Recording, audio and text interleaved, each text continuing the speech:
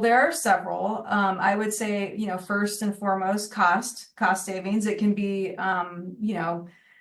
much cheaper to have someone kind of working with you part-time than hiring a full-time person. And if somebody does leave, the time to hire, fill, and train and get that person up to speed is really costly. So just having that interim person in there can really save the company that overhead of having that full-time position, benefits and all the added costs there.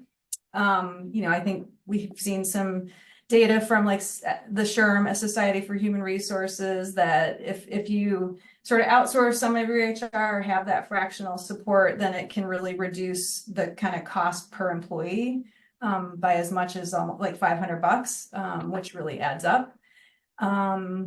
There's definitely that expertise, that on-demand expertise you can have with a consultant, and that very strategic focus. So, people can bring in their niche skills, like around compensation where it's really technical, or with the compliance area where there's a lot of legal ramifications. So those are two areas that we have a lot of expertise around. The employee experience. So people just feel like there's somebody there that they can go to, they can get information from about benefits, performance, promotions, like what have you, how things work, and really feel like they're heard and have a voice.